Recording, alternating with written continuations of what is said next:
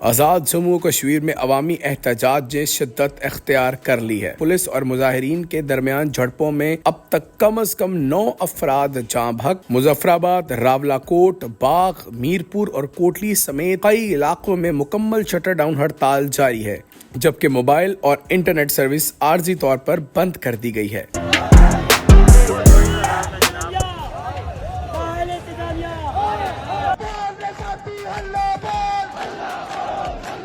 بسم اللہ الرحمن الرحیم۔ السلام علیکم ناظرین، آپ ہمارا ڈیجیٹل پلیٹ فارم خبر دنیا دیکھ رہے ہیں۔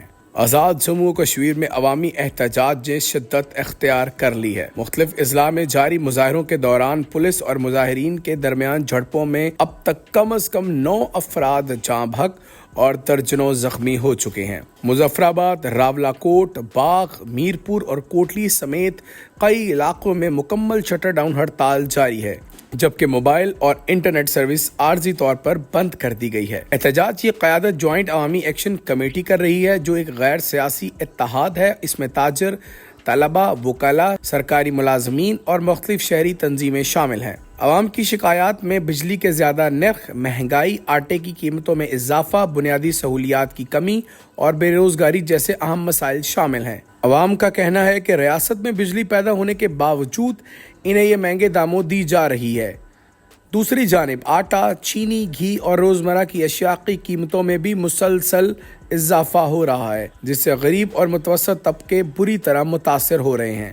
مظاہرین نے حکومت کے سامنے 28 نکاتی چارٹر آف ڈیمانڈ پیش کیا ہے، جن میں مطالبہ کیا گیا ہے کہ بجلی پیداواری لاگت پر فراہم کی جائے، آٹے اور دیگر ضروری اشیاء پر سبسڈی دی جائے، عوامی نمائندوں اور افسران کی دی جانے والی مفت سہولیات ختم کی جائیں اور کرپشن کے خلاف سخت کارروائی کی جائے۔ عوام کا مطالبہ ہے کہ تعلیم اور صحت کی سہولیات کو بہتر بنایا جائے، دیہی علاقوں میں ترقیاتی منصوبے شروع کیے جائیں، نوجوانوں کو روزگار دیا جائے یا بلا سود قرضے فراہم کیے جائیں اور مقامی حکومتوں کو مکمل اختیارات دیے جائیں۔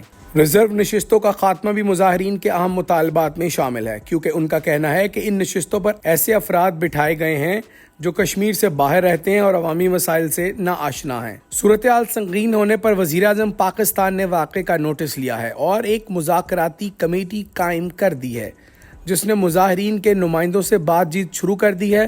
کچھ مطالبات پر حکومت نے عمل درآمد کا وعدہ کیا ہے، تاہم مظاہرین کا موقف ہے کہ صرف وعدوں سے کام نہیں چلے گا۔ جب تک عملی اقدامات نہیں کیے جائیں گے، احتجاج ختم نہیں ہوگا۔ ادھر انسانی حقوق کی تنظیموں، وکلاء برادری اور مختلف سیاسی جماعتوں نے پولیس تشدد اور ہلاکتوں کی شدید مذمت کی ہے اور مطالبہ کیا ہے کہ اس ساری صورتحال کی غیر جانبدارانہ تحقیقات کی جائیں۔ عوامی حلقے بھی اس احتجاج کو جائز قرار دے رہے ہیں اور حکومت سے فوری طور پر مؤثر اقدامات کی توقع کر رہے ہیں۔ سوشل میڈیا پر احتجاج کو بھرپور حمایت حاصل ہے اور کشمیری نوجوان اپنے مطالبات کے حق میں آواز بلند کر رہے ہیں۔ موجودہ حالات حکومت کے لیے ایک امتحان بن چکے ہیں۔ اگر بر وقت اور مخلصانہ فیصلے نہ کیے گئے تو یہ احتجاج ایک بڑی عوامی تحریک کی شکل اختیار کر سکتا ہے۔ اب دیکھنا یہ ہے کہ حکومت کشمیری عوام کے ساتھ کیسے انصاف کرتی ہے اور کیا ان کے مطالبات پورے کیے جاتے ہیں یا نہیں۔